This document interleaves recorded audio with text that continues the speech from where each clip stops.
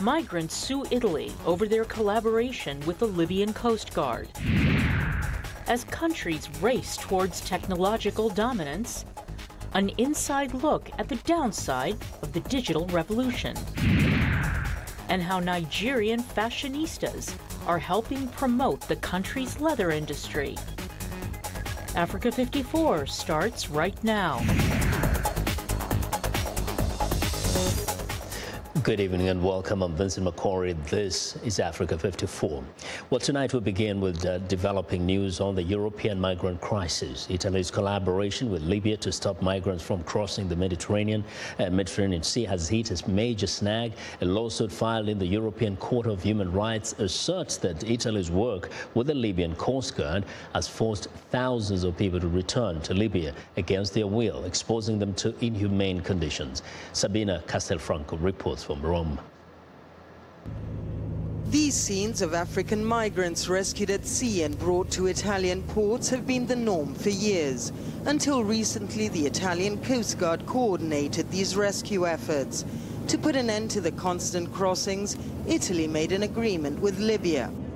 Italy and the EU have essentially re-established the Libyan Coast Guard, which was operationally inexistent until the end of 2015. Hella prepared a report used in a lawsuit filed against Italy by 17 Nigerian migrants who survived a deadly sea crossing in November. He and the plaintiff's lawyers claim the Libyan Coast Guard has operated as Italy's proxy to intercept migrants and take them back to unacceptable conditions in Libya. Italy and the EU have implemented their policy with full knowledge of the violent and criminal behavior of the Libyan Coast Guard and of the fate of extreme forms of violence and exploitation that has awaited many of those returned to Libya. Amnesty International says the Libyan Coast Guard intercepted more than 20,000 migrants in 2017. This led to a significant drop in arrivals on the Italian coastline. While this operation has temporarily succeeded in stemming crossing, this has been done by the outsourcing of human rights violations to Libyan actors and has made migrants bear a human cost that is far too high.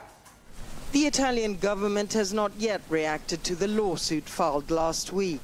While the legal challenge may represent the best hope for change for the many migrants hoping to improve their lives, the lengthy process could take up to 3 years. Sabina Castelfranco for VOA News, Rome. Well, more now on the migrant crisis. The United Nations Refugee Agency on Tuesday deported 132 refugees from Tripoli to Niger. UNHCR representative Omar Abu Kharsa said 117 of the migrants were transported from Misrata to Tripoli and 15 who were at the Tajura detention center. He says the original plan called for the 117 refugees to be evacuated from Misrata airport, but because the facility is undergoing maintenance, the operation was moved to Mitiga Airport in Tripoli. Abu Kharsa says this is considered the first evacuation of refugees from the city of Misrata. And this just in to VOA, a Somali official says a suicide bomber has killed at least 14 people and wounded more than 15 others in a market for the stimulant leaf chat in the southern Lower Shabelle region, about 90 kilometers southwest of Mogadishu. The deputy governor of the region on security affairs told VOA the attacker targeted the market around 4 p.m. local time. It is busiest shopping time. A witness to the blast describes the scene as horrific and full of panic and carnage. Now, a new Ebola outbreak in Africa is making news. At this time, it's the Democratic Republic of Congo that is fighting to stave off the virus in its Bikoro area in Equator province after 17 people died of suspected cases recently and 2 cases have been confirmed. The World Health Organization announced on Tuesday that it's releasing $1 million from its emergency fund to support response to the Congo's new Ebola outbreak. We already have people who are on the ground. Again, the Democratic Republic of Congo has experience in dealing with Ebola virus. So national experts will be joined by the experts from the World Health Organization, Médecins Sans Frontières, and other organizations, and try to be deployed as quickly as possible to Bikoro area. The WHO says it has also alerted neighboring countries of the outbreak. The last Ebola outbreak in the DRC was in 2017 in Likati Health Zone when 4 of 8 infected people died. The worst Ebola outbreak in history hit Guinea, Sierra Leone and Liberia. It lasted from 2014 to 2016 and killed more than 11,000 people. Now, the World Bank is warning that despite an overall increase in economic growth, sub-Saharan African nations are at risk of debt distress due to heavy borrowing and huge spending. The sober assessment comes as African countries continue to tap international debt markets and issue record levels of debt in foreign currencies, spurred on by insatiable investor demand for profit. In its economic outlook for the region, released in Accra, Ghana on Tuesday, the fund projected the rate of economic expansion would rise to 3.4% this year, up from 2.8% in 2017. The rate is boosted by global growth and higher commodity prices. What we're concerned about is really the pace of increase rather than the level of debt on average. But what is worrisome is that in countries, particularly oil exporters, other natural commodity exporters, what we've seen is a pronounced increase in debt in the last couple of years. And there, of course, it reflects the big hit to their economies following the commodity price crash, the hit to revenue levels, the hit to their economies. Meanwhile, around 40% of low-income countries in the region are now in debt distress or at high risk of it, and refinancing that debt could soon become more costly. In much the rest of the region, the increase has been more modest, but still, it's on an increasing trend. And it reflects in most cases, basically countries being very aggressive in trying to address their development objectives, investment in infrastructure, in health, in education. So what we're calling for right now is, in those countries where debt has been gone up very aggressively, there's going to be need for significant fiscal consolidation. And in the other countries where the level of debt has been increasing more modestly, there it's about trying to find the right balance between investment and avoiding debt sustainability issues. The IMF admitted that Africa's enormous needs will continue to demand heavy investments to build infrastructure and social development. But to do so while avoiding the risk of a debt trap, the continent, which currently has the lowest revenue to GDP ratio in the world, will need to become more self-reliant. Look, fundamentally, over the medium term, what you want to do is make sure that the lion's share of your financing objective is addressed through revenue mobilization. And that indeed is, a lot of the work that we do with countries, how to be able to generate between 0.5 and 1 percentage point of GDP a year increase in revenues. So that is really ultimately how you want to be able to finance your development spending needs. 6 countries, Chad, Eritrea, Mozambique, Congo Republic, South Sudan and Zimbabwe, were judged to be in debt distress at the end of last year. And the IMF's ratings for Zambia and Ethiopia were changed from moderate to high risk of debt distress. The South Sudanese government is urging the United States not to abandon the country. This comes after Washington said it would review its assistance programs because it cannot continue a partnership with leaders perpetuating an endless war. The U.S. is the largest donor of humanitarian aid to South Sudan, which has been in the throes of civil war since late 2013. About 1/3 of the country's 12 million people have been displaced and tens of thousands have died. The White House says the U.S. was a proud and hopeful supporter of South Sudan when it gained independence in 2011. But it says that South Sudan's leaders have squandered the partnership, killed their own people, and failed to live up to their commitments to end the civil war. Millions of South Sudanese, both inside and outside the country, depend on U.S. aid. Now, Facing social and legal hardships when she tried to end her marriage, an Egyptian woman decided to launch an online radio program to help others going through the same experience. 8 years later, the program continues to generate good advice and, as viewers Mariama Diallo reports, its share of criticism. Mahasen Saber, founder and host of Radio Divorcées, points out she created a platform to help other women who face the same difficulties she did. We try to rehabilitate the divorced woman. We try to rebuild her psychologically and within society by telling them about what's available, including government services, such as the National Council for Women and Child Centers. She launched the online program 8 years ago to challenge the social stigma associated with divorce in Egypt. From my experience and readings, I know a woman has the legitimate religious right to get a divorce. The problem is not about divorce itself, it's about what happens after divorce. But not everyone is thrilled about the show. On the streets of the Egyptian capital, one resident says the program encourages women to seek divorce even after a small dispute. When you see a woman who is liberated and calls for divorce and how beautiful it is and praises living without a husband, this deepens the wound of Arab families.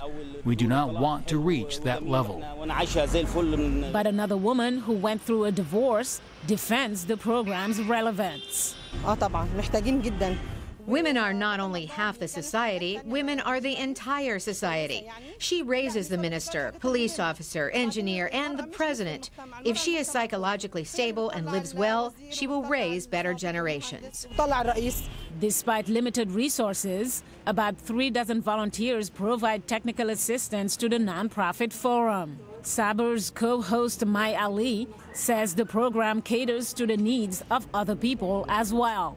It is concerned with the whole family, how to raise your child, and even for single women, we provide advice on how to choose your life partner and how we can be more positive in our life. The program is also timely. The divorce rate is said to be rising in Egypt with nearly 200,000 cases in 2016, a 10% increase from 2015, according to the country's Central Agency for Public Mobilization and Statistics.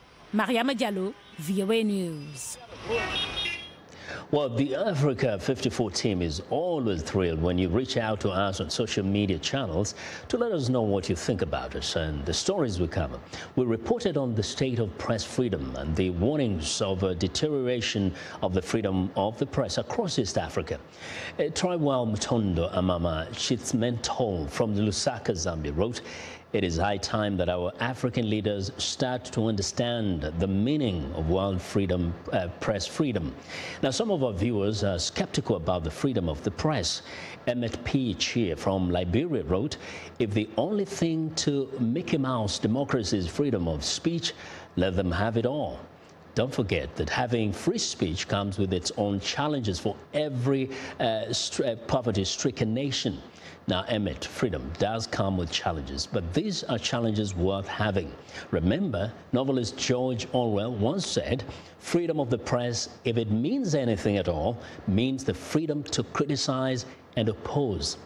Well, it's always very rewarding to get encouraging messages from our viewers. Falabi Pocano from Monrovia reached out to us on Facebook. "VOA, I love your program." Now, Fala, thank you very much for your kind remarks. Please keep them coming. Connect with us on Facebook at VOA Africa 54. And don't forget, we stream our show live every day. Follow me on Twitter at VOA Vince McCory. Well, coming up, the potential dark side of tech dominance.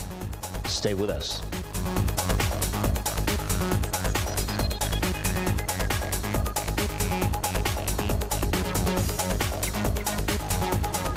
This is BizBeat. Addressing affordable living in Perth, Australia with micro-housing, mini-size apartment complexes with mini-size apartments. Banking analyst Brian Johnson. You've either got to have great public transport or you've got to be very close to where the jobs are. Otherwise, it just doesn't work. A single lot with several micro-housing units will be 80 square meters, equivalent to 3 shipping containers side by side, or nearly 5 times smaller than a typical building lot.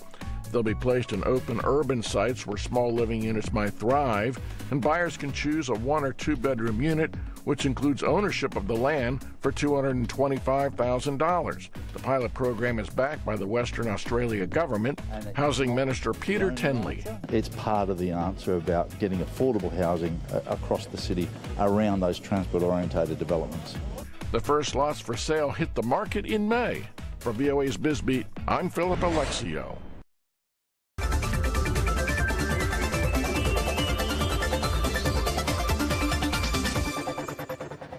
Well, Silicon Valley, the hub of U.S. technology, is getting so expensive that tech workers are struggling to get by, and startup companies are questioning whether to locate there. One city, thousands of kilometers away, is ready to welcome tech companies with an experienced workforce in hopes of becoming the next Silicon Valley. VOA's Caroline Presutti takes us there and shows us a new tech university that could be replicated anywhere in the world. Let's start with the numbers. Technology companies here pump $7.7 billion into the city's economy and hire 75,000 people. Job postings for emerging tech are up 40% over last year, and unemployment is only 3%. No, this isn't Silicon Valley. It's Middle America, Indianapolis, Indiana. It's on the cusp of what we're saying as being sort of a tech boom. So Courtney Spence founded Kenzie Academy. It's a coding university to attract startups to America's heartland and to supply them with trained software developers. So we know when it's entirely full, and we know when it's entirely empty. Steve Hirschberger is hiring local Kenzie interns for his beer management system, rather than flying in coders and engineers from Silicon Valley. The big universities used to train for that. They don't train for it today. Through these local business partnerships, students learn outside the classroom. Maya Williams will graduate in December of 2019 as part of Kenzie's first class. She moved to Indianapolis from Louisiana to study medical software engineering.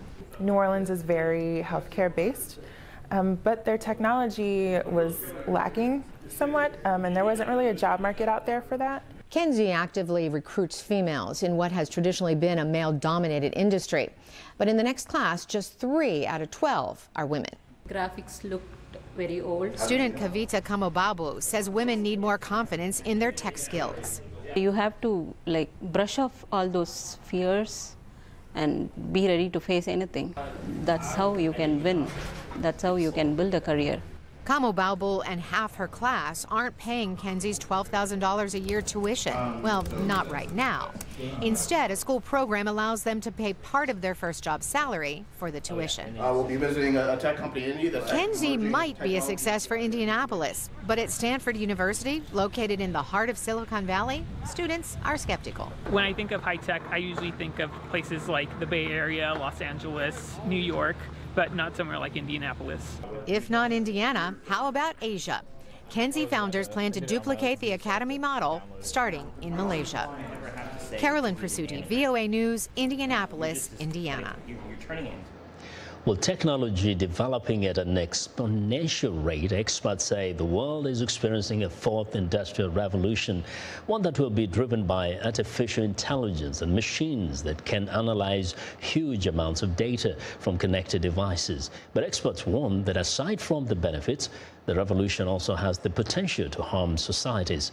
VOA's Elizabeth Lee reports from the Milken Institute Global Conference in Los Angeles. Technology is changing life as we know it.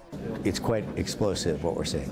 Artificial intelligence, big data, and connecting physical things to the digital world through the Internet of Things have implications for the wealthy as well as for developing countries. AI, on the dangerous side of it, it can widen the gap. It can widen the gap so big that the poor countries can be left out. However, this is also a chance for poor countries and developing countries to skip the Industrial Revolution and make up for the lost time. The benefits of this technology will be seen across industries. We can save lives, right? We can identify illnesses in a predictive way. We can use fitness health data to be able to detect issues long before they occur. But along with the benefits are the dangers that come from a connected world. There are very serious concerns that we need to be aware of as it relates to the aggregation of all these data. A lot of this is personally identifiable data, economic data, health history data, human genomic data. Artificial intelligence could also threaten existing jobs. When we have autonomous vehicles, what are the taxi drivers in New York City going to do? This idea that we're going to retrain them to be data scientists, this is crazy. What's happening in the corporate world is corporations are facing a mass extinction event. So since 2000, so far in the beginning of this century, 52% of the Fortune 500 companies have disappeared from the planet. In their place, new types of companies such as Uber and Airbnb that exist because of artificial intelligence and big data. These technologies are not only affecting the corporate world, they may also be a threat to national security. As the most developed country in the world, we are at the most risk. We are connected the most, and our grid can be hacked. When the physical world gets connected to the internet, it's not about stealing data and IP, it's also about causing a lot of damage. A turbine can be turned into a bomb, and a pump can be turned into something explosive. So a lot of physical damage can also happen with cyber warfare. But not moving forward with technology can be just as dangerous. Today, the challenge with AI is if we don't do it, somebody else can do it. So it's become a race. If we don't do it, China could do it, Russia could do it, Iran could do it. For superpowers, the next revolution will be about the race for technological dominance. Elizabeth Lee, VOA News, Los Angeles. Well, it's time now for a short break. Still to come on Africa 54, reviving and promoting Nigeria's leather industry. We'll be right back.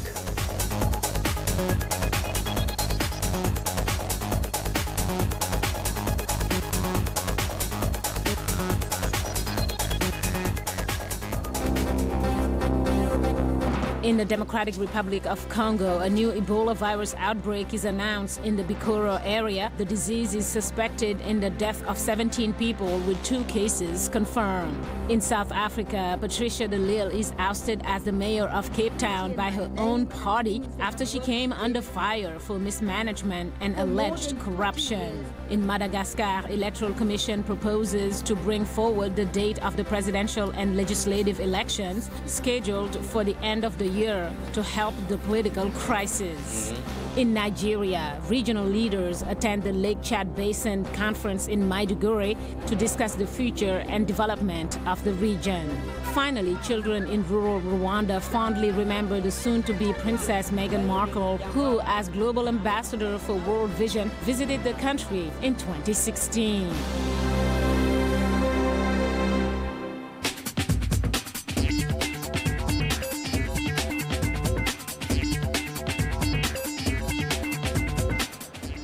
Welcome back to Africa 54, and here's what's trending. The feeling of being glued to the floor and unable to move is one of the debilitating symptoms of Parkinson's disease.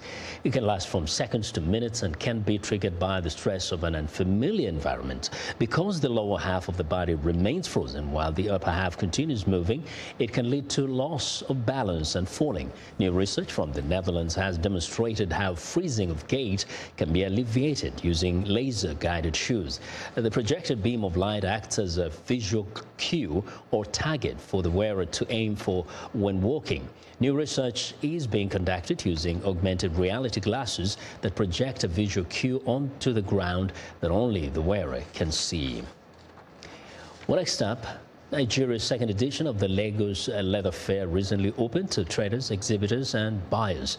The show was launched in 2017 to create a platform for industry players to promote leather products, as well as share ideas and find ways to tackle challenges faced in the business. About 55 exhibitors displayed their products at this year's edition. Until the early 90s, Nigeria's conflict-stricken north was a hub for textiles and leather export farms, which were hit by a lack of power, state corruption, and cheap import from China. President Muhammadu Buhari hopes to revive the once flourishing industries to end the country's dependence on oil exports and diversify Africa's biggest economy. Well, and finally, it's an arachnophobes' worst nightmare. Scientists at the University of Manchester have trained a species of predatory spider to leap on demand. They use 3D CT scanning and high-speed, high-resolution cameras to record the acrobatic arachnid in a bid to better understand how they catch their prey. The study, published in the journal Nature Scientific Reports, found that it adapts its jumping technique depending on the challenge presented to it.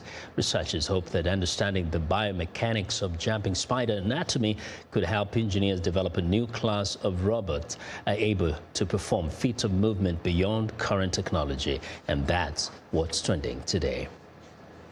Now, superheroes, villains, or robots on Hollywood Boulevard. Impersonators are everywhere. These characters, adamant tip hunters, are part of the Hollywood entertainment industry. Among them is a woman from Nigeria who decided to try her hand at this type of work. Viewers, Azuma Kampaure takes us to meet her.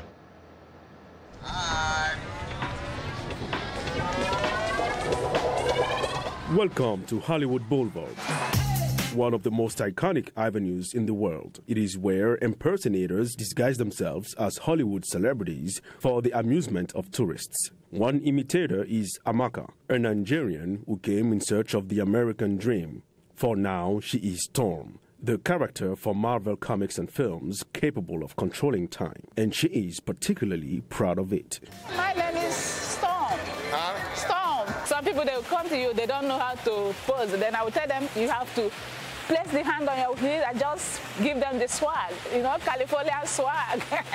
They like the pictures and they love what we do. But behind the excitement and the laughter are the realities of an unpredictable job. Most difficult is coming here with high expectation. You're expected to make money and you don't make nothing.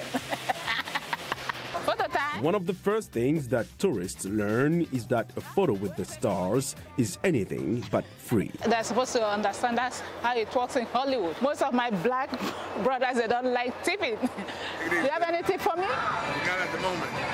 $1 here, $5 there, and a few friends along the way. She can't please everyone all the time, but Lady Storm intends to seize her luck in Hollywood.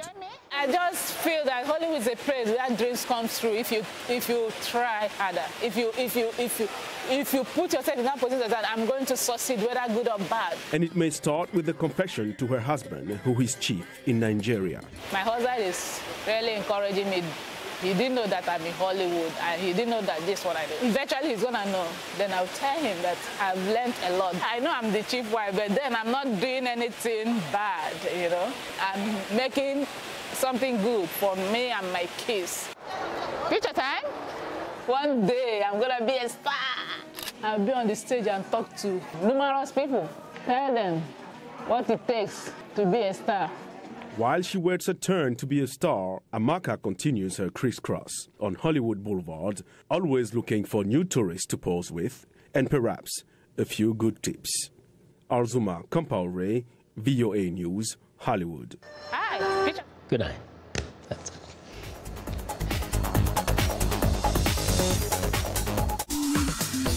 Welcome to English in a Minute.